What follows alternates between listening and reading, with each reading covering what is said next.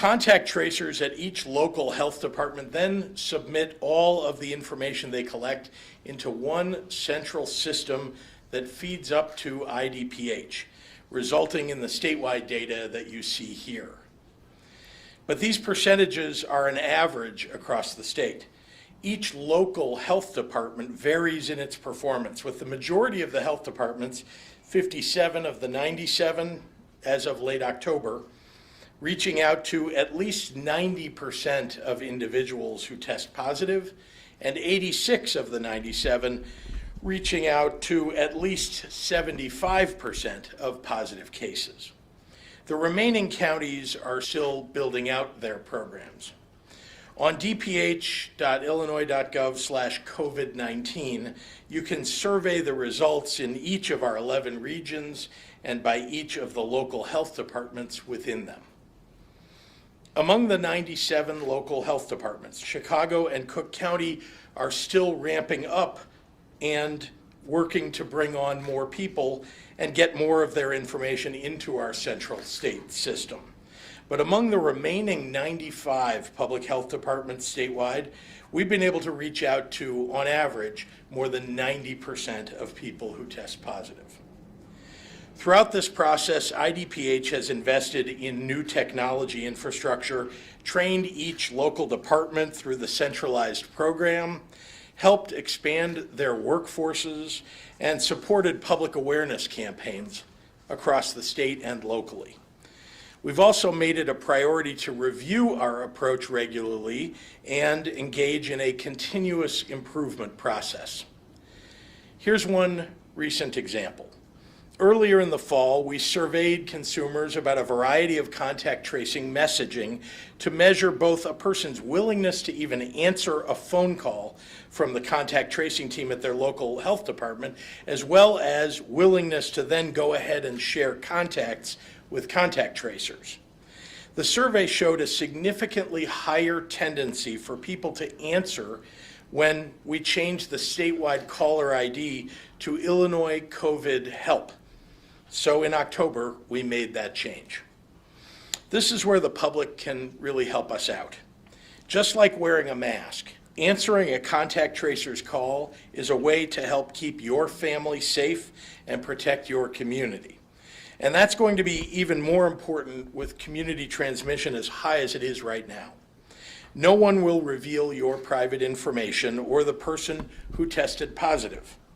But we want to be sure that you know you've been in contact with a positive case and what your options are to keep yourself and your family safe.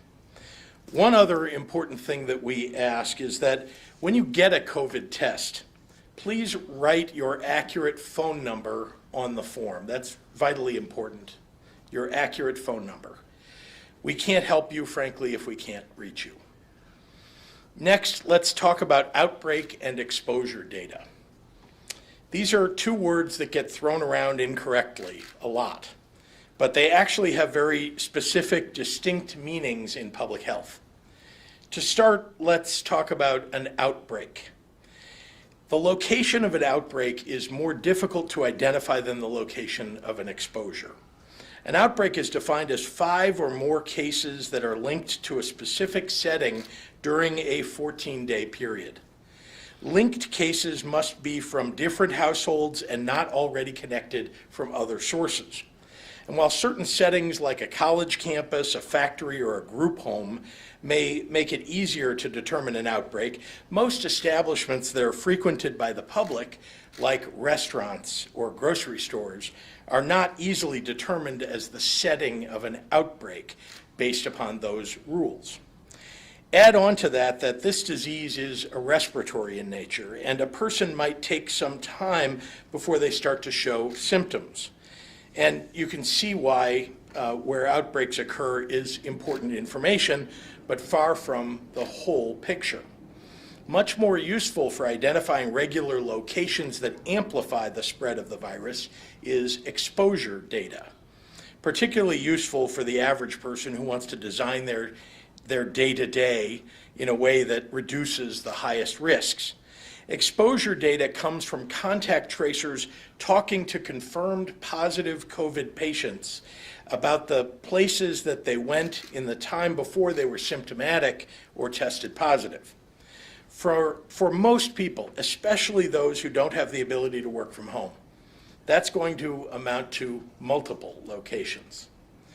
The day before a person tested positive, for example, she might go to work and then stop at a grocery store and then stop and get drinks with friends at a bar. That's 3 exposure locations, and that's just one day. Why is this important? Because exposure data is going to give you a sense of where you're at the greatest risk for catching COVID-19. And particularly when we see community transmission as high as it is around the state, the risk is going to scale up across the board. Remember, masks are vitally important and the best tool for reducing risk, but even with a mask, you don't eliminate risk, especially when inside in proximity to other people. And when you're taking your mask off in public to eat or to drink or even to chat, you're upping your risk. So here's our exposure data to date in Illinois. As you would guess, workplaces and schools are going to be big because anyone reporting to their workplace every day or any student or teacher engaged in in-person learning who tests positive is probably going to list school or work as a place they were before they tested positive. But the single largest category of exposure location statewide is restaurants and bars. And we see similar trends on a region-by-region basis, which you can review on the IDPH website. This aligns with the CDC study that came out earlier this fall.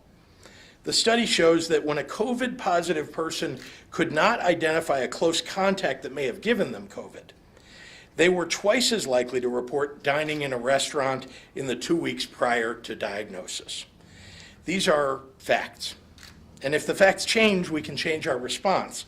But all the data we have so far points to these locations where people remove their masks in close contact for an extended period of time as a major source of risk. And frankly, importantly, our mitigation plans reflect the fact that those are a major source of risk. Moving to school exposure data. I know the size of that school column on the exposure sites might alarm some parents, so I want to offer a couple of caveats on this data. First, this is exposure data, not necessarily the exact location where a student or teacher actually contracted COVID-19. Anyone who goes into a school building regularly would have likely reported school as a place they went before they became a confirmed positive. That doesn't at all mean that school is where they contracted the disease originally. And remember that masks are required in school and are not intended to be removed for extended periods of time. Second, while we have school-based data broken out by school on our website, this is exposure data that comes through contact tracing at local health departments. The best data for any one specific school will come from the area local public health department. Schools are required to let parents and local health officials know about any positive cases. In terms of school outbreaks, we have 10 schools that have currently reported confirmed COVID-19 outbreaks across the state. Again, local health departments will be the best source of information on any specific school. These outbreaks do not include secondary cases that may occur in a household among a household member who's not been on the school grounds, but they do include those associated with before and after school programs like sports. In our statewide outbreak data, we see a pattern of formal group gatherings making up the majority of our confirmed outbreaks. Again, these are the settings where it's easiest to trace the origins of someone's illness and declare a situation a formal outbreak. I mentioned the reasons why outbreaks are difficult to pin down, and I'll add that with rates of spread the way they are right now, it's only going to get harder because this disease isn't concentrated right now. It's widespread. This data will be updated every Friday for you on a weekly basis, joining the rest of our publicly available COVID-19 metrics at dph.illinois.gov. And with that, I'd like to turn it over to Dr. Ngozi Ezike.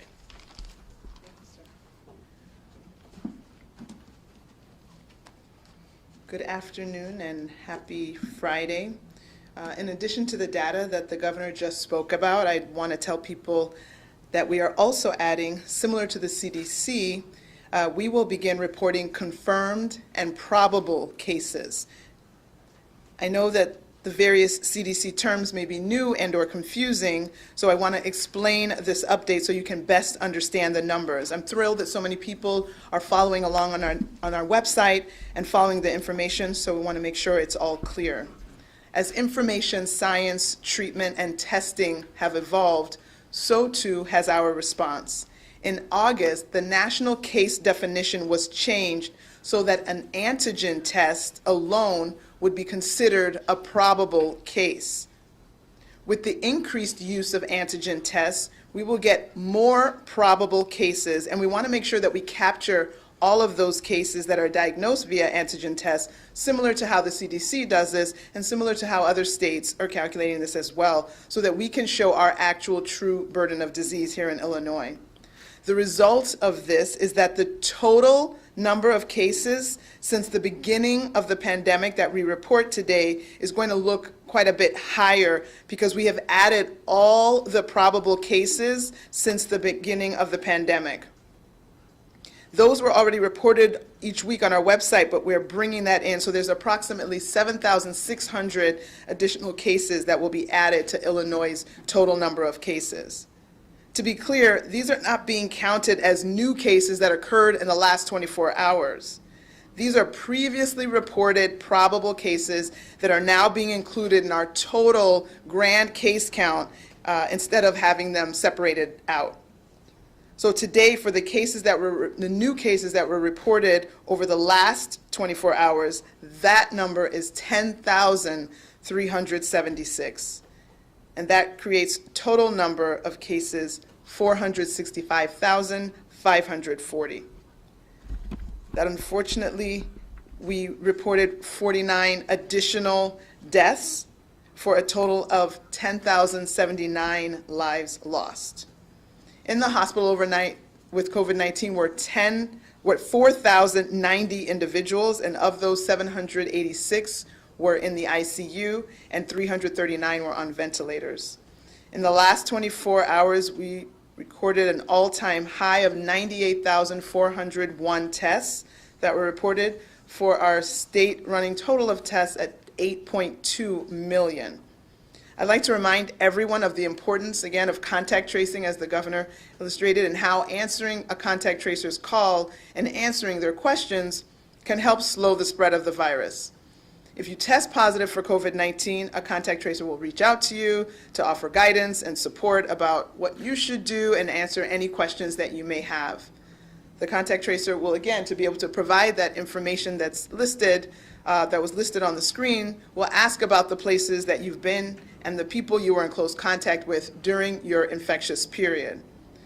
After that, the contact tracer will then reach out to your close contacts and let them know that they've been exposed to someone who has COVID-19 and let them know that they should be tested at the appropriate time and quarantined at home. The contact tracer will not tell any of your close contacts that you were the individual that was infected. They will simply indicate that you have been in close contact with someone who has tested positive, and they should quarantine so that they don't spread the virus on to others. But of course, I know most people, if they are identified as having COVID-19, I'm sure you will reach out and let your contacts know yourself, so that call should not be as much of a surprise. But just be clear that the contact tracers will not identify the person by name. So please, if you get that call from Illinois COVID Help, please answer the phone and answer the questions. And as the governor said, make sure you give the right number. Don't give the house phone that no one listens to. Please give the appropriate number so you can be contacted. Again, this isn't just about you, this is about all of us. The next several months are going to be very tough. They're going to be very hard. But how tough and how hard and how bad it is still depends on us. Let's please think beyond ourselves and do what we can to protect all of us. Again, that involves masking, maintaining your distance, washing your hands. And please get your flu shot. Now for the comments in Spanish. Hola y buenas tardes. Aparte de los datos que acaba de hablar el gobernador, quiero que la gente sepa que a partir de hoy, igual como el CDC, IDPH comenzará a informar casos confirmados y probables combinados. Yo quiero explicar los cambios para que todos entiendan los números.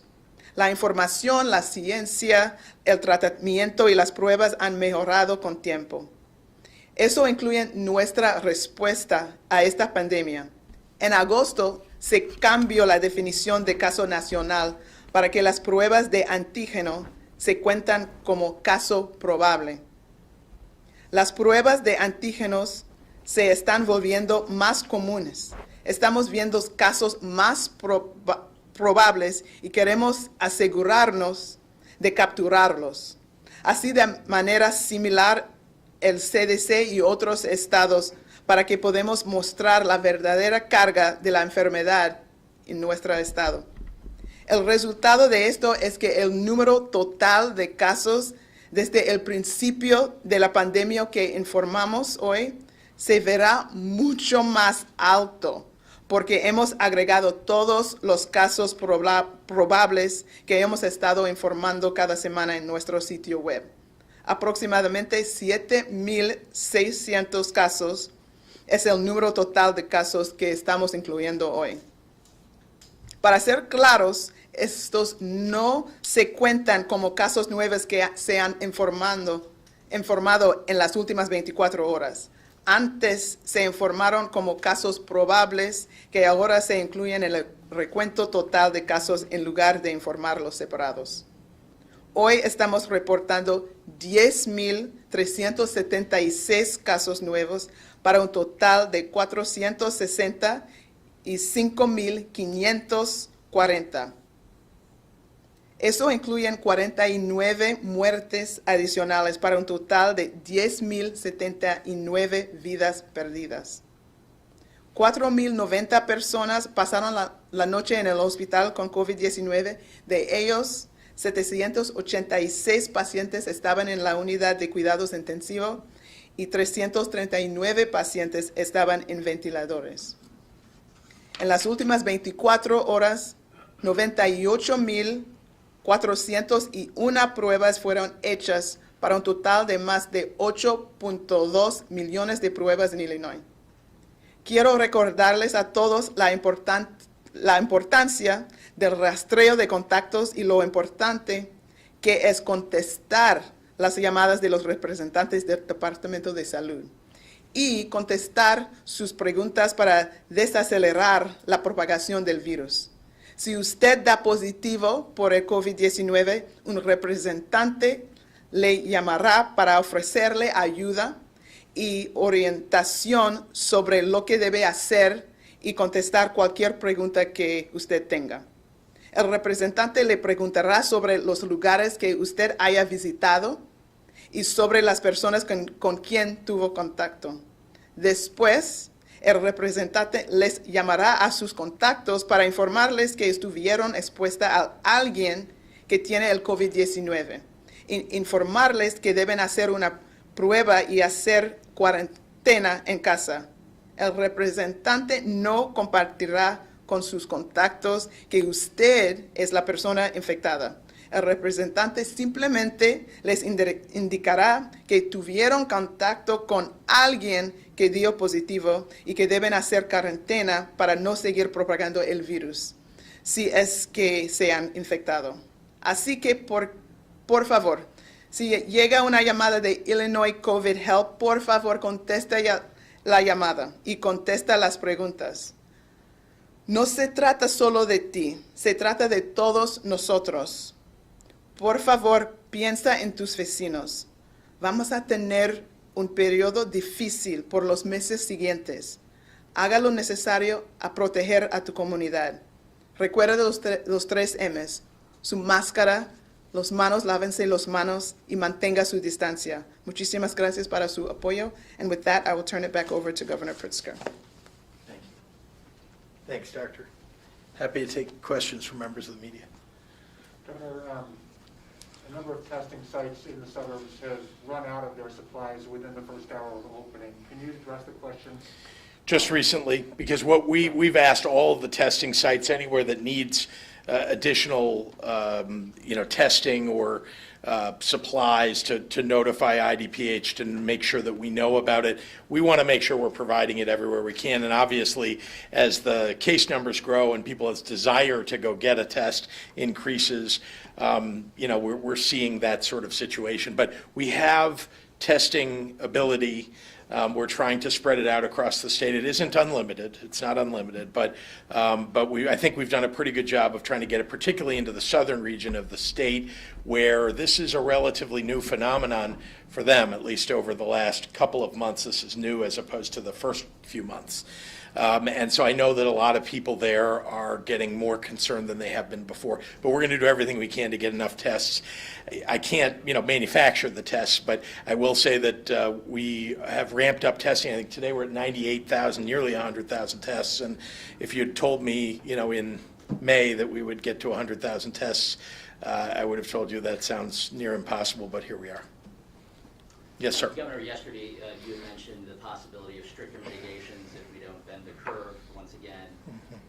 Can you be specific about what it is that is on the table? Are we talking retail? Are we talking hair salons? Are we talking complete in-person shutdown at restaurants? What are we talking about? No, I can't be specific right now because what I've said to you, and I think I said to you yesterday, is I think you can see on the website that they're at various stages of mitigations as we were very tight, coming off of the stay-at-home order to, into phase 2, phase 3, and then phase 4. You can see what all the mitigations have been, and so those are mitigations that we continue to evaluate now as we think we need to, consider rolling things back.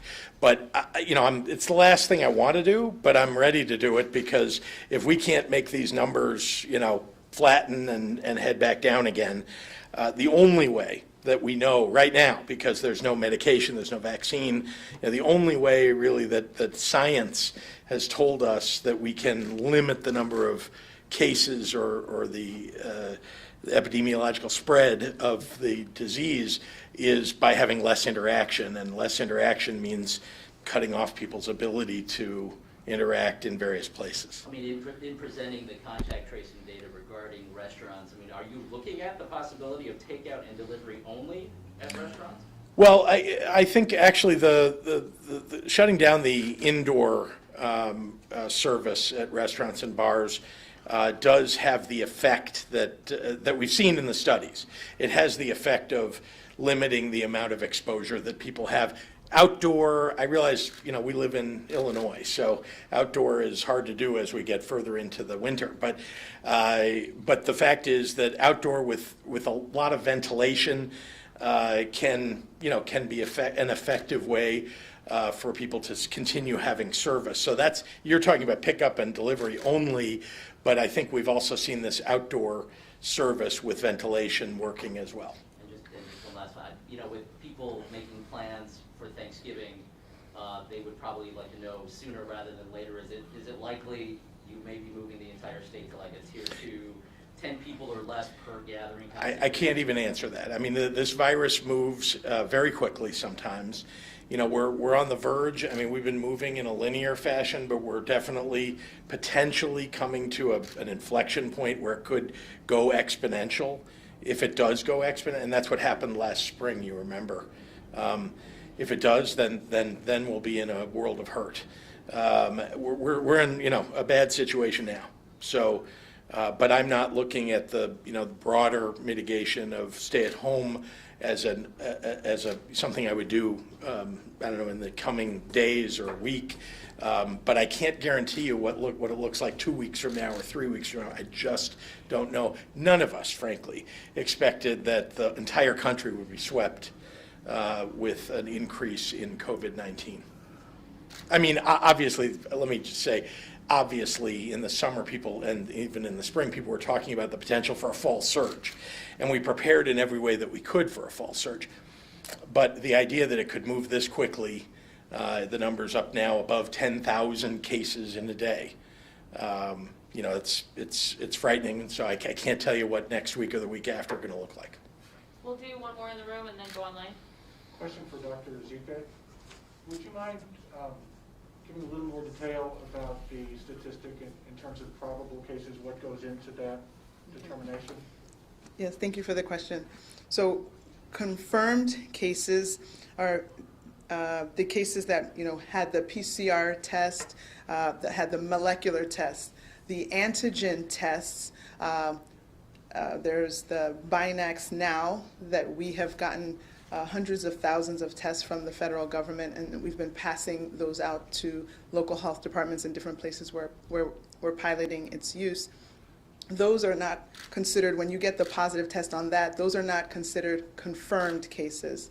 Those are called probable cases. But we are treating, I mean, that is a positive, I mean, you have COVID if you come up with a positive test on that Binax Now test. So that is part of our caseload in terms of people who now have been diagnosed with COVID and that we need to identify their contacts and that they need to isolate, et cetera. So total will now be the combination of confirmed cases plus probable cases. There's another group of probable cases. In the beginning, again, we've done such a great job with testing. If we go back trying to remember the time where we didn't have 100,000 tests a day, there was a time when we said, if you have the symptoms, you were around somebody who has COVID, you have the fever, you have this, you have that, you have COVID. You don't need to get a test, partly because we didn't have access for everyone. So those individuals that were made known to the local health department also got listed as probable cases because they were linked to someone who was known to have it but didn't have a confirmatory test. So those probable cases had been counted, but we've never included them. Now we're bringing all of that data back for probable cases. The antigen forms probable cases and putting it with our confirmed cases from the molecular test. Is that clear? Okay. And if I may add, that's because the CDC has changed the guidelines, and also I just would add one other thing, and I know the director will correct me if I'm wrong, but I don't think I am. The antigen tests, particularly the ones that the federal government has distributed to us and to many other states, are a little less sensitive than the PCR tests. So that's why they're, you know, slightly, I don't want to say they're less accurate. I mean, they're just slightly, they have a different sensitivity level. And the result is that's why they've been labeled slightly differently. But if you get an antigen test done and it tests you positive, it is very, very likely that you are a positive. Yeah. All right, we'll go online. Dave Dahl from WTAX has a question. Governor, looking at the campaign income tax amendment, you blamed the other side and said they lied, but what should your side have done differently? Oh, well, gosh, I mean, I know that you can always look back and say that there are things you could do differently. There's more you could have done, or some group of people that you perhaps could have messaged differently to. But remember, we were facing just a pack of lies that were being, you know, put up on TV with $50 million and just lie after lie. And so, I think that is the principal reason that the fair tax failed. Ryan Boyles at Health News Illinois. Question for you or Dr. Ezike. Do you have a number for how many total people are doing contact tracing across the state? And as the number of cases continues to grow, will health departments need to hire even more people to keep up with the caseload? Yes, and yes. We have we have a goal of about 3,800 in total. Remember, they get hired not by us, not by the state or the IDPH, but by the local health departments. We've distributed the dollars for them to do that, and most of them have done a really good job. So we're up to statewide. You know, when you include the paid tracers, and then we have a group of volunteer tracers and some alternates. But in total, it's more than 30, we're almost at 3,300 out of the 3,800 that are intended. Many are in process of being hired, and there are a couple, like the Chicago Department of Public Health is still working on it. And there are going to be hundreds that will be added just by them alone, so they're a little behind most of the other counties or cities, frankly, in the state. So once they get in there with more hiring, I think our numbers will exceed 3,800. Do we need more? Yes. I mean, the case numbers have gone up, and so we'll continue to look at how we might be able to afford hiring more and how we might use more volunteers. Dan Petrella at the Tribune is asking why this data is only 191,000 cases instead of the full 465. I don't know quite how to answer that. Do you? From when we started the contact tracing program. Yeah, It's from when we started the yeah, program. Dan, it's just because of we get this information from the local health. Oh, and they were So- ramping up. I think that's the answer. So, I mean, there's obviously, you're not going to call people that had COVID, back during the beginning of this process. We're doing cases as they come. So it's, you have to think about the number of people who were being hired in the very beginning. They weren't up to their full quota, but they were, madly doing contact tracing. But we're obviously doing more on a daily basis now than we were at the beginning. Kelly Blower at Block Hub asked a similar question to one we had earlier, but I'll ask it anyway. Will the state be adding any more permanent or mobile testing sites around Chicago? People are being turned away from sites after having to wait days due to high demand and lack of supply. So the city of Chicago has been the principal provider of sites in the city of Chicago. So you might want to ask them. We do provide, nevertheless, additional sites for the city. City has, though, its own allocation from the federal government. A lot of money came from the federal government to the city to provide testing sites. And so we've taken the state money to provide testing sites for, frankly, a lot of other places in the state. This is a very big state. Chicago represents about 20% of the population of the state, 21%. And we have to, deal with the rest of the state as well. So we have provided mobile sites, and we've worked with FQHCs to bring them on board in the city of Chicago, and many more that we've added on top. But principal responsibility resides with the city. Jake Griffin at the Daily Herald, does IDPH's change of adding probable cases to the county totals affect the Medicare reimbursements for hospitals that treated these probable cases? And if so, is that the reason for the change that was made today? Why not include probable deaths in that total? I don't. If someone had was a probable case, they would have been treated as a COVID patient. The ICD-10 code would have reflected that. So it doesn't change the management or the treatment of the patient. They would have been treated as a COVID patient, no different from the confirmed case. Jim Leach at WMAY, some health professionals say there's the most evidence indicating bars as a source of spreading the virus than there is implicating restaurants. Should bars be treated separately and differently than restaurants for mitigation purposes? I've heard that, and I know that's out in the ether that bars are different than restaurants, and it could be true. Certainly, some bars are different. Some restaurants are different than some bars. Many restaurants have bars in them. Let's start with that. And the issue is taking off your mask for an extended period of time in a room that has many other people in it indoors. That's what, at least, again, I'm not making that judgment on my own. I talked to you about a CDC study just moments ago, but I have provided to everybody a dozen studies, and not to mention the outbreaks and mostly exposure data. You'll see, for example, the city of Chicago's exposure data that shows bars and restaurants both are, very, very high incidence of exposure. Tristan Hardy is asking, Springfield's mayor says the mitigations are broad. Explain how one county's increase in positivity rates can affect another. So, there are no fences between cities and counties. We don't do that in the United States. And I know people who cross over borders of counties and cities regularly for work or for something else, to visit family, to stop by a grocery store, so many other things. So the truth is that this idea of, trying to wall off one area and treat it differently it's difficult to do. It's almost impossible to do. We broke the state up into 11 regions because we thought that would allow us, we could look at the data in a more granular fashion from when we had the state broken up into 4 regions. And before that, we had 1 region. It was the entire state. So I just want to remind everybody, it's very hard to get very granular, though, because from one city to another, from one town to another, it's hard to differentiate. It may be that on some set of blocks, there's no COVID, and on this next set of blocks, there may be a lot of COVID. And that doesn't mean that people on these blocks are immune. Jim Haggerty is the Rockford Advocate. Will be our last question. Dr. Ezike, we continue to hear about herd immunity and allowing the healthy people to get infected while protecting the vulnerable, which seems to look different in different places. In Illinois, why or why not would that be an appropriate strategy? Herd immunity suggests that if you get to a certain population, a certain percentage of the population now having the disease, that would mean that, and we don't know exactly what that number is for COVID.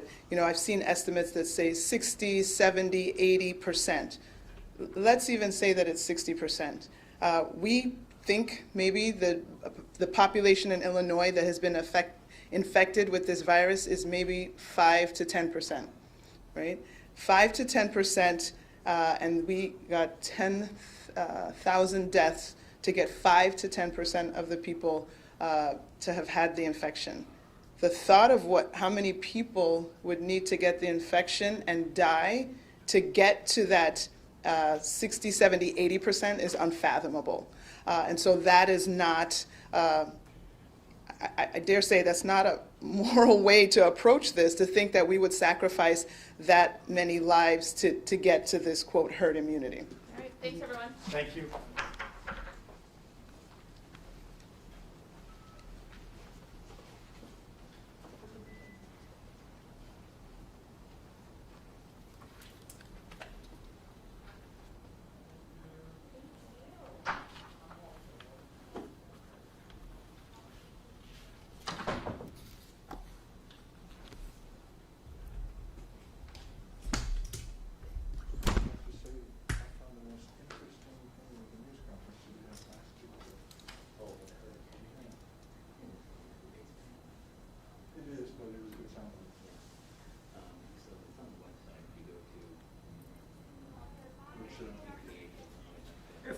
Hey, Lucho, thank you. I'm done. Please throw your food out in the hallway trash. I think we would all appreciate the newsroom not smelling like day-old ketchup all the time. Sincerely, your passive-aggressive coworker. And here's how someone responded.